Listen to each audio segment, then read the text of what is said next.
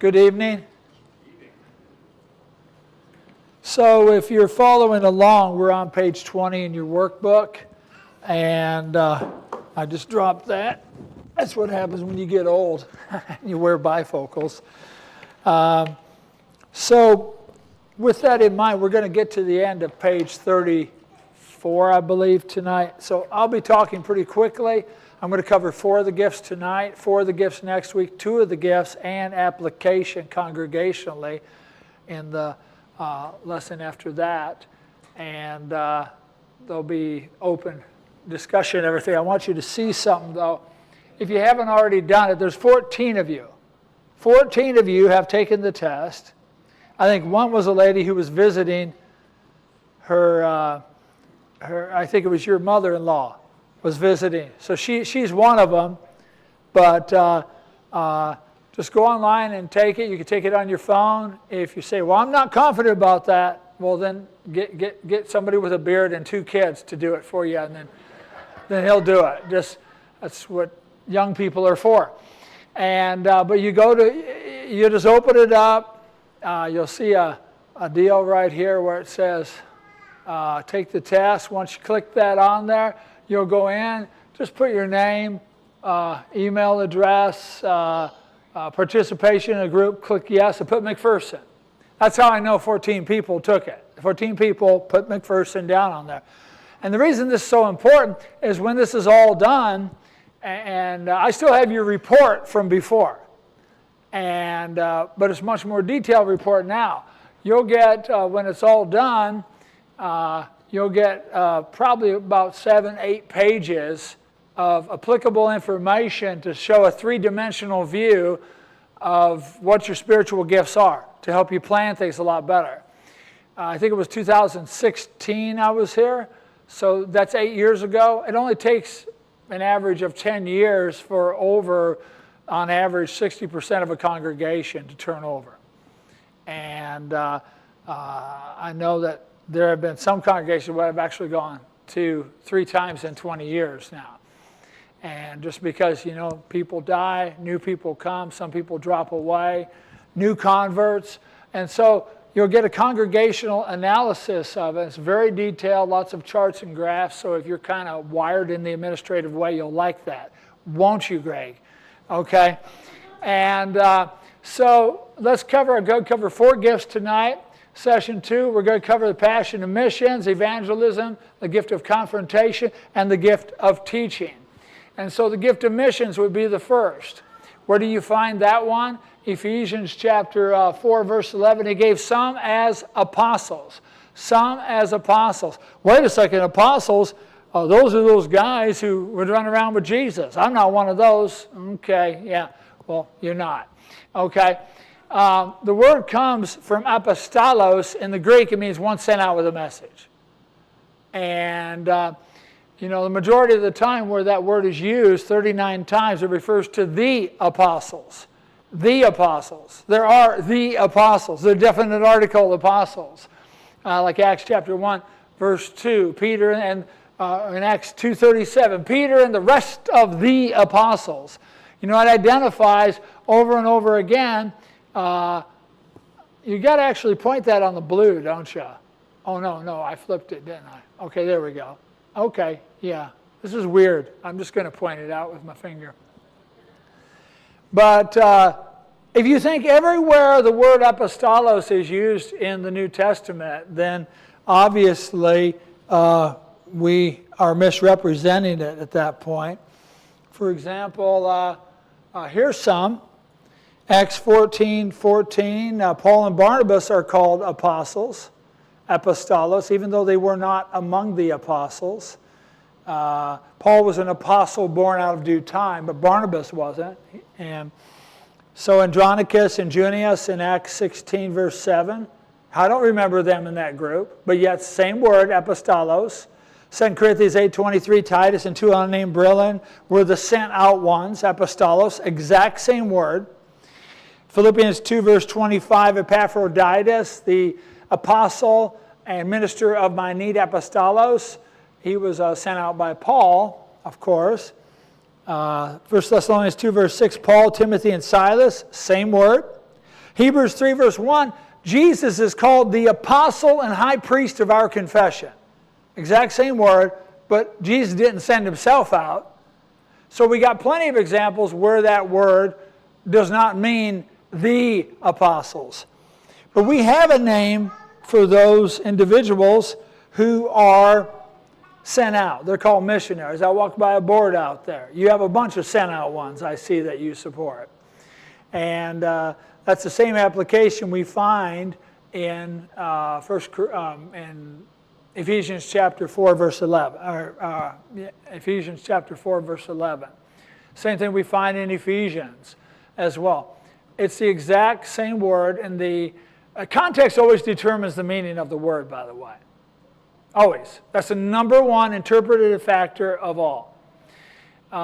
Jesus called the Pharisees snakes. Were they literal snakes or figurative snakes? Well, they were figuratively snakes. You couldn't trust them. Paul was bitten by a serpent on the island. Was it literally or figuratively a serpent? It was literally. It bit his hand, and literally they couldn't believe he didn't die. Moses held up a bronze serpent. Was that literally? Was that literal, figurative, or literally figurative? What was it? All three, same words, but context always determines the meaning. And here, the context refers to those sent out with a message. And they're the ones who they like Bible verses like Jesus said, make disciples of every nation, baptizing them in the name of the Father, Son. Go out and take the gospel to all creation, from Jerusalem, Judea, Samaria, to the uttermost parts of the earth, Acts 1 verse 8. They're the ones who want to take the bride of Christ out to the entire world. They're wired differently. I've been on many, many mission trips. I've had malaria a few times. That's a gift that keeps giving for quite some time. I've got other things. I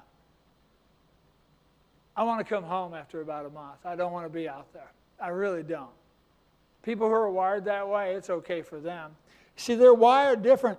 See, a lot of people don't understand, but we're talking only 6% of a tested population will test number one in that category. And here's some signs of maturity. We all start out as babes in Christ. Paul says, for you are babes in Christ. For by this time you ought to be teachers, but you have need again someone teach you the elementary principles of the oracles of God and come to need milk and not solid food. Solid food is for a mature. That's assuming if Paul wrote Hebrews. I believe Luke wrote Hebrews. But we see it over and over again. We start out as babes in Christ. You grow in respect to salvation, if indeed we tasted the kindness of the Lord. But then we go into maturity. So this examination you have, I remember years ago I had this class for about 20 people in Camp Hill, and I had couples in there, and one was high in administration, another one was high in administration, but one was a Christian for the last 40 years, and one was a Christian for the last 5 years. Both of them married. And I remember the wife, Kathy, she said, well, Brian, when a lot of these immature ones were like what he used to be like. I mean, it was like you described him, but now he's more like this. And then the one who's married to someone much less than a Christian, Aaron, she said, well, but my husband's like this bottom list here, looks immature. That's how we do it. So you hit on both sides. You show signs of maturity and signs of immaturity on all of these. And keep in mind, I'm giving you a compressed version of it. You have workbooks, and you could always get a more expanded book if you like. They're visionary. When they're mature, they see things way far out there in regards to the grass is always greener somewhere else. They see, their mind is over there. They're adaptable. They can adjust to foods, different aspects of the culture. I remember somebody who was, I went and would stay with some of these missionaries who they were on, anyone could go part-time. Anyone could go part-time. But when you start petting stray cats, because you miss your own cats at home, you're probably not a missionary at that point. You're not wired that way. These people can adapt to many different things. They're non-materialistic, which would be beneficial.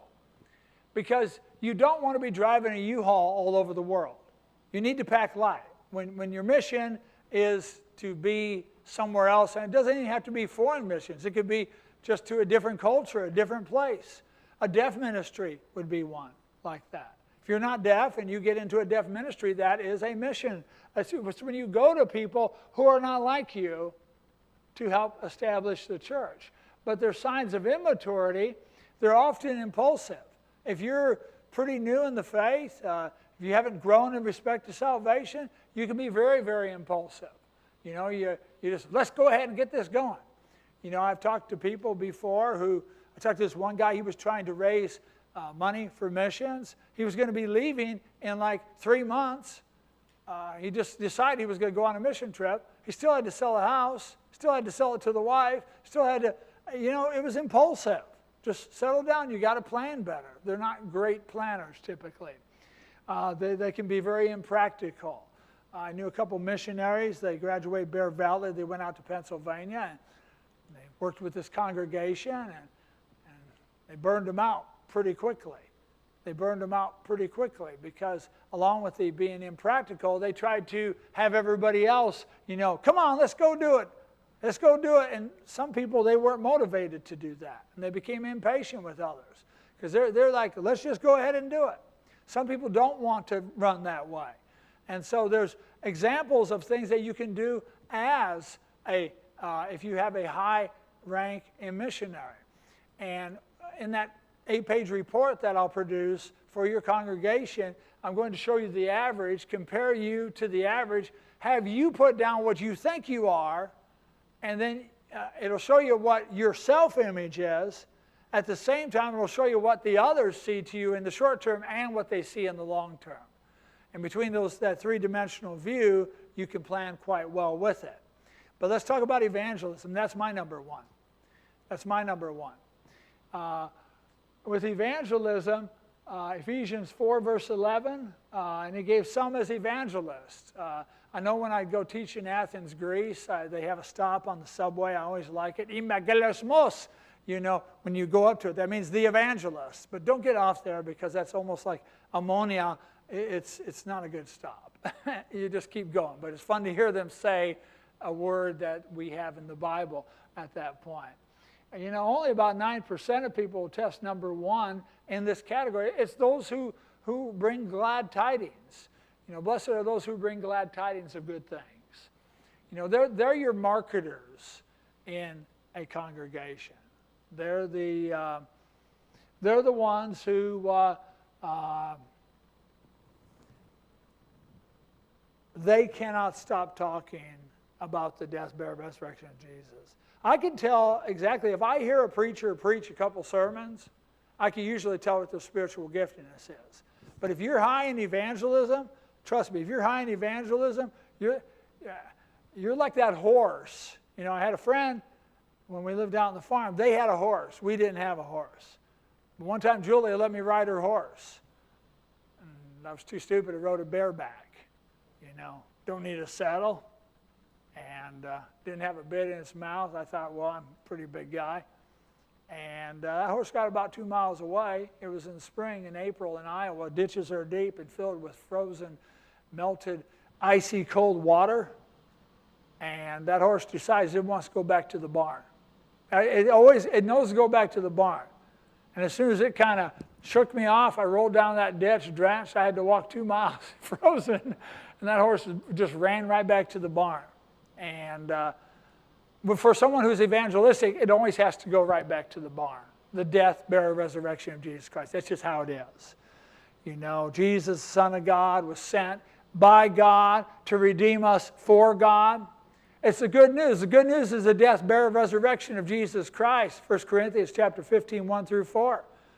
Those with that passion determined to know nothing among you but Christ and Him crucified. I cannot do a lesson if I don't go back to the cross in some way. You drop me anywhere off in the Bible, I'll get back to the cross. Because that's where my comfort zone is. That's what attracted me to Christ most of all. Jesus, the Son of God, sent the Lamb of God. little children, these things are right unto you that you sin not. But if any man sins, we have an advocate, Jesus Christ the righteous. He is a propitiation for our sins, not for us only, but also for the whole world. That's great news. That's awesome news. I love sharing that good news. Now, I know from personal experience that signs of maturity is they can be very, very personable. And that's important. Very, very personable. And because you're meeting all different kinds of people. All different kinds of people. Remember, they're your salespeople. I don't know if I ever told you what I did for a living for a decade. And it was fun, fun, fun, fun. I sold caskets door to door. Man, it was fun. I won all kinds of trips. I was great at it. I didn't have a tape measure and say, here you go, but I was a marketer for the state of Iowa for Lowen Group, and I trained people on how to sell death care at the door. And it was fun. Now, you're probably thinking this is a horrible job, but not for me. I love door knocking. It's fun. It's like Christmas. Like today, behind door number 1, we have Becky, or we have this person. But if you're not wired in this way, you're like, oh, no, no, no, I don't want to do that. They're motivating. They just want to get it done. Get it done, get it done, get it done. They're very vocal. They love to talk about crucifixion, love to talk about salvation, love to talk about forgiveness. It's really quite a thing. But this list looks a lot more like I did in the beginning. I have a confession to make. I drove more people from Christ the first year I was a Christian than I did to Christ. Why is that? Because I was just like, how can't you see this? It's so easy. It's like, you have to believe in this, and then you sign the covenant by doing this. It's that easy. Well, people don't like that. But that was immature, Doug. They're very emotional. They tend to be impulsive. They also tend to be very intense with other people. And I can tell you that there's times where I'm done preaching that I used to just drive. I live in the country, and I just drive out and stare at the corn and watch it grow for a half hour, just to get my brain back in my head. Because I just expend a lot of energy, just nonstop. The gift of confrontation, that's the prophet. Notice I got a sign there. It says U-turn. That's who they are, really the warning. I told a story about that guy. Last week I told a story about the guy who said, stop that man, he's a great prophet. All they are, they're the smoke detectors for the kingdom of God. Ephesians 4 verse 11, he gave some as prophets. Well, isn't that miraculous? Well, yeah, it could be, but context determines it. Only 3% of a congregation tests highest in that. When Paul said in Romans, used the exact same word, Romans 1 verse 11, he says, I long to come to you that I can give you this particular gift. So they didn't even have that at that point. There's the gift of confrontation. And only 3% have that. Only 3% of a congregation has that. Vine's expository simply defines it as one who speaks forth and openly. And that's what one who prophesies would do in the miraculous realm. But when you're dealing with the passion of confrontation, they're your smoke detectors. And like in Ezekiel chapter 3 and Revelation chapter 11, you remember John was told, eat this book. It was sweet to the mouth, but bitter to the stomach. I mean, it tasted good going down, but it's not going to go past here. It's going to come back out. He says, you must prophesy. Give your warnings again. Warn these people exactly what's going to happen. They like verses like, prepare to meet thy God, Israel. They like verses that, scare you back. That's what they are. They like to warn. I mean, they have that passion. They really have to warn. They have to warn. A lot of times they're viewed as crabby or something. They're not crabby. They know the danger. They have their senses trained to discern good and evil, Hebrews chapter 5, verse 14. And so they're very discerning. They have their senses trained to discern good and evil. They're black and white thinkers. They're decisive. When you look at usually, now I don't see anybody here right now, but usually when I'm doing a large group, usually about halfway up, it should say this in your notes, about halfway up, usually right about on the right side. For some reason, they always like to gravitate towards the right side, and they like to cross their arms and scrutinize, have everything scrutinized. I was up in Calgary, Canada, doing this seminar, and I saw this guy just give me the death eye over there. He had his arms folded. And then I took the notebook over there. I said, "Could you read this for me?" They like to sit here. And he goes, "What?" And everybody said, "Yeah, you flaming prophet." That's us. But because, you know, there are people who warn. They like to warn about that. They have immature sides, though, sides to them. They tend to have rough relationships because they can walk right over the top of people. We had this lady out in Pennsylvania. She was a flaming prophet. She was just a flaming prophet. Sweet lady, high and servant. And we had this lady who didn't go to church for a while. She was kind of anorexic. She was kind of addicted to painkillers and stuff. She just wasn't doing well. And so I see this younger Christian come in. I said, "How you doing?" She says, "Why does everybody keep asking me this? If anybody asks me again," you know, well, she went upstairs to meet, and there was Mildred, flaming prophet. And she's so nice. I did her funeral, but this younger lady walks upstairs. She goes, "Oh, how you doing, honey? How you doing?" "Oh, I'm doing okay. Are you feeling okay?" And then the young girl said, "Why do people keep saying that?" She said, "Well, look at you. You're like death warmed over on a cold plate." You know, it's like, well, come on. You put a filter in front of it, okay? You know, I know that she came up to me one time. She was always a great influence on me. I mean, and she came up to me one time. I had like the flu. I came off the flu, and I preached the lesson. And I kind of eked it out, barely eked it out. She came up to me, she says, "Doug, are you feeling okay?" I said, "Actually, I was kind of sick last night. Why do you ask?" She said, "That was the worst sermon I ever heard you preach." I said, "I didn't think I could feel worse, but you did it, Martha, you did." Or Mildred. So I don't know if you remember Hollis Maynard, the signer down at Sunset, SIBI.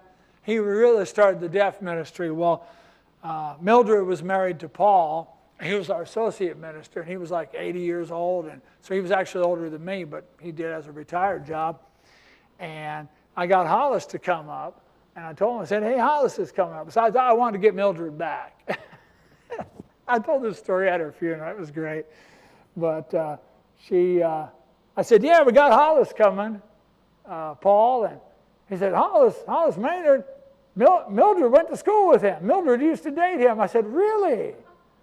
I said, "Don't tell Mildred." I know that because she invited me over for a meal. So here's Paul and here's Hollis, and I'm sitting here, only us four. And then Mildred comes up with the pickles, and I wanted to just put her on the spot. I love doing that. And she walks up, and he's munching a pickle, Hollis is, and I said, "Mildred, am I the only one at this table who hasn't dated you?" And Hollis went like that and blew a pickle out his nose. But she said, "Doug, why would you do that?" I said, "Because of what you did that day in church. Now we're even." But I'm very high in that, so I could play that game with her too. They could have rough relationships. They are intimidating teachers. A lot of times, you see, where the teacher facts good on the bottom of the chart, the prophet feels good. You all know Ed Wharton. I'm sure you've heard of Ed Wharton. Ed Wharton, his number one gift is prophet. Number two is teacher. So he confronts you with his feelings and his facts. And it took him years before he would not, before I even knew him. In the olden days, he was like Clint Eastwood with a Bible. I mean, he was tough. I heard stories about him. I feared going to Sunset based on that. But that's if you're immature. They could have erratic emotions. There was a guy in Pennsylvania, when I first went out there, there was a guy who, he wanted to meet me. He wanted to meet me because he used to go to church there. A lot of times the prophets, they're misunderstood. They truly are misunderstood. And the worst thing you can do to a smoke detector is pull the battery out of it.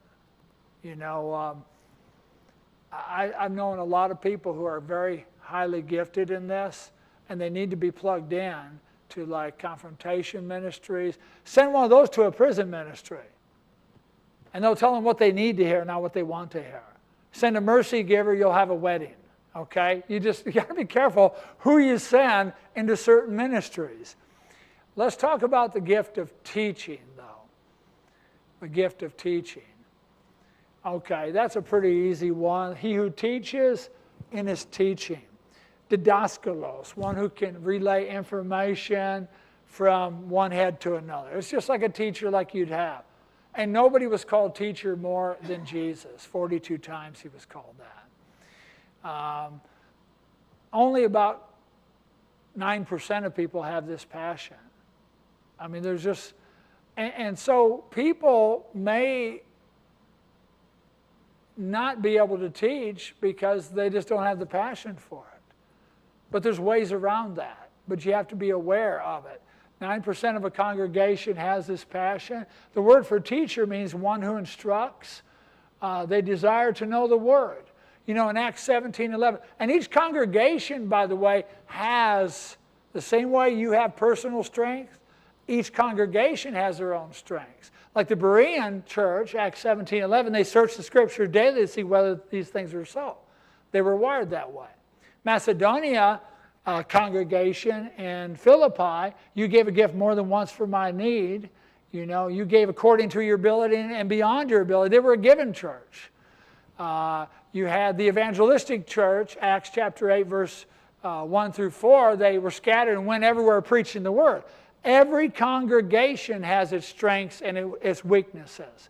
And so in the same way, if you're not wired with, if you're not wired in a way that is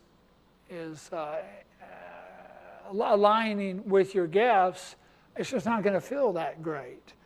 You know, how would you like to be the one who has to go break the bad news to somebody? You know, just say, hey, listen, you can't do that anymore. The encourager doesn't want to do that.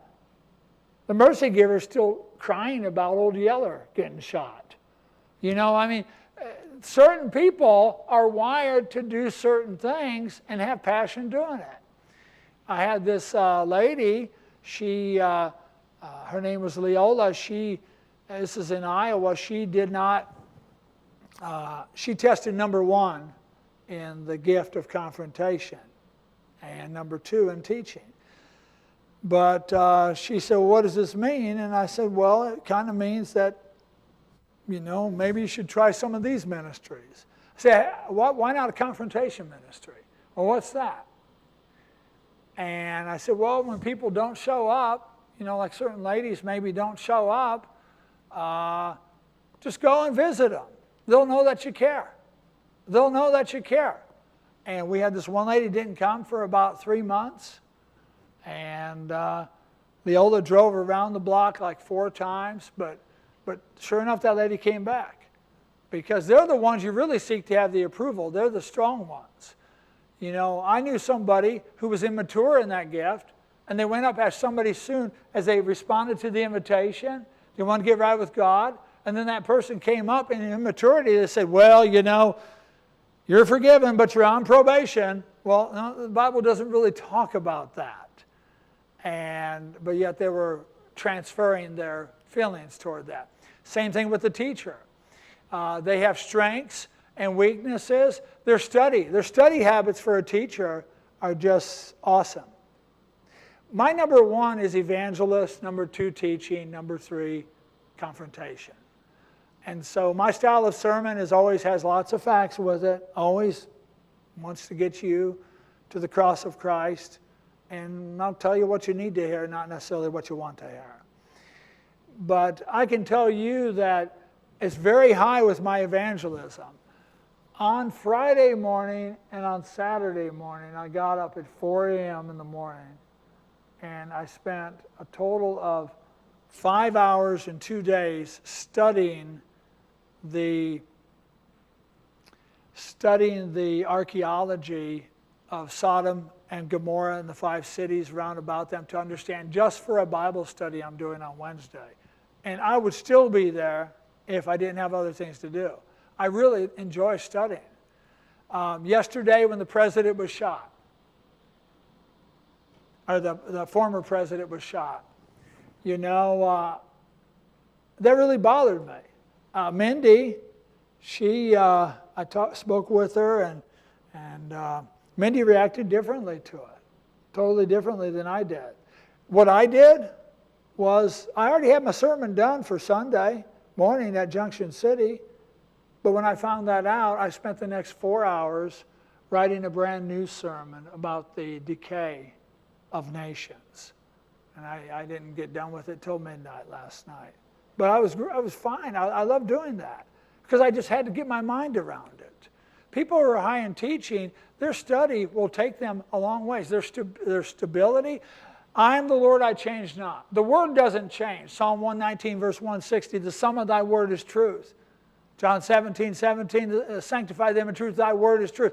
The word doesn't change. Thy words will not come to an end. So they have stability that are anchored in that. Their satisfaction.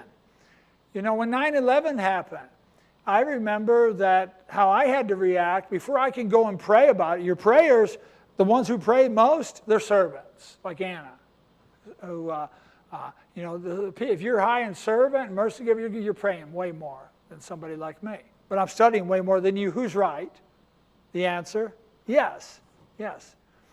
And so, but I remember when 9/11 happened, I had a friend, and my friend, he's wired totally different, and he just had to drop to his knees and pray and stuff, and then he got up and wanted to learn more about it from the Bible. Me, I had to have a 2-hour Bible study before I can get down on my knees and pray, because I have to really get it organized in my head. I don't want to pray about something out of ignorance. It just really bothers me. And so, but who was right, him or me? Yes. But their immature sides, their complexity, they tend to make things too complicated. Their conceit that can come with it. If they're young and they get a bunch of degrees and then they know it all, let him who thinks he knows anything, he knows nothing yet as he ought to know. Their conscience, they tend to cut against the grain there. There was a guy I knew, he was our preacher many, many years ago, back in Iowa. I was a young Christian, I helped move in. And the guy who baptized me, this is the guy who took over for him. And I remember I carried this big old box full of papers. It had like 4 or 5 reams of paper in it, but it was already typed up. And I carried that in. I said, I don't know what this is for, brother. I mean, you just got a big box of paper. He said, that's my dissertation for my PhD through University of Virginia. I said, your dissertation? I said, how big is it? It was on Ephesians, by the way. That's a 6-chapter book.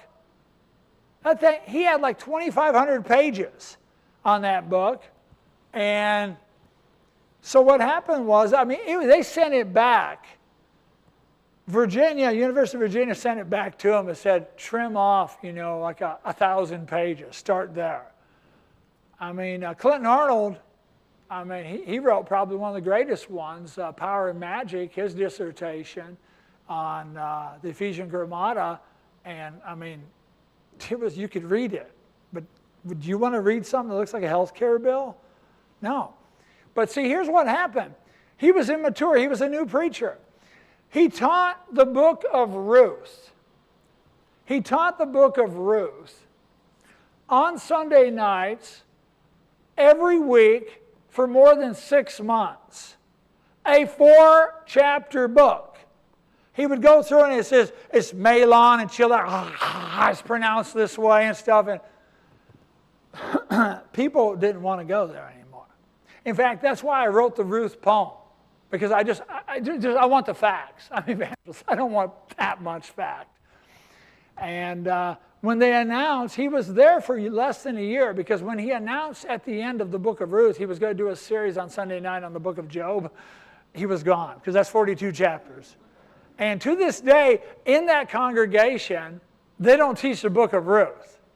They don't do it. They got like 8 lifetimes of Ruth.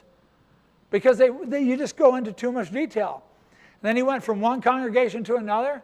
And eventually, with his PhD that he did obtain, he was delivering pizzas last I knew. You have to mature. God expects us to mature. And so, I don't have a clock here. Oh, here's a clock. All right, so last time I went longer than that, so I condensed. So I'm done. So if you want to respond, now go take your test. Do it. If you have any questions, just give a call. It's so important that you have your own ministry that connects to you. And then the elders and your leadership will help develop plans that you fit in. You don't make a puzzle by grabbing a bunch of pieces here and just, no, you can only work with what you have. In the same way, you can only be who you are. You can only do what you're wired with. You're obligated to do all. Well, I'm not a mercy giver, so why don't you just get out of my face? No, you can't say that. You still have responsibility in all of them, but it doesn't mean you won't be passionate. I knew this one guy named Bill, and I'll close with this story. Bill was a recovering methamphetamine addict. He was kicked out of OCU and Harding, told never to come back. Went through rehab 3 times, and Bill was one of our members' sons from Iowa. And Bill got kicked out of rehab, only 4 days clean. He grew up in the church. But Bill, I met with him. His dad wanted me to meet with him. So I met with him at the church. I did a spiritual giftedness test on him. He said, what does this mean? I said, well, these are areas. He tested number 1 in teaching and 2 in missionary. And I said, well, what it means, Bill, is that you're going to have great joy in the Word and great joy in going to people different than you. So I gave him a challenge. I said, I'm not a professional drug rehab person, but I can certainly mentor you. He was much younger than me, but I took him in. I had a treadmill he'd go run on. We didn't have a gym in town. He wore my treadmill out, but he started going to small home group Bible studies. And I said, just keep going to the studies, and at some point you're going to teach one. I can't teach that. I said, no, just hold on, you'll get it. So he went to about 6 months. He had been clean for 6 months. He was well established with the other Christians. He was already baptized. He had already come forward on that. But I said to him at the end of the study on a Friday night, I said, okay, next week Bill's going to be teaching. And Bill said, what? I said, yeah, next week you'll be teaching. He said, I'm not ready to teach. I said, what am I going to do? I said, well, Ed Wharton's coming for a speaking event, so you might as well do Galatians because you're going to hear it. And he said, but I don't know anything about Galatians. I said, well, I want you to memorize it word for word. He said, are you kidding me? I said, no, just memorize it. Tell you what, you start memorizing that book word for word, and when you're done memorizing it, then you'll teach. He said, well, that won't be for months. I said, okay. 11 days he had the book memorized, word for word. He didn't know what it all meant, but he knew where it was all at. And he did a pretty great job. I was his assistant teacher. And he would bring it up, and he said, wait a second, it doesn't melt. And so he'd go back and forth like that. He ended up going on a mission trip to Romania. And he did a fantastic job. If you go to the 5th floor of the Ploiești Hospital in Ploiești, Romania, there's what's called the Osceola room, where the AIDS orphans would go to die. And he painted all the murals on there. He redid the whole room on there. It made a big difference. He ended up going to Sunset. When he went to Sunset, in less than 3 years after he took the spiritual giftedness test, he went to Sunset, and he already had 9 books of the Bible memorized word for word. And that's because that's how he was wired. If you really get into the Word, it just locks in so many times. And he ended up, he works with people down in Texas, people that you would forget, homeless people, people like that. But, God, these things are right unto you that your joy may be made full. God never wants us to lack joy. The key to your joy is going to be that of how you're wired. Take the test, and we'll have times for in the future to talk about that. But next week I'll cover the next 4 in the book. But take your test, okay? You can call me. I have a phone. If you say, I don't really know for sure how I would fit in here, that's okay, call me. If you can't figure it out, it's pretty easy. Take the test. If you don't want to take the test online, then get somebody else to take it online for you. That way I can total it up. All right, well, that's all I got to say about that. So I'm done. If you want to respond to the invitation, you can. I'm going to get I'm missing a Bible here. All right.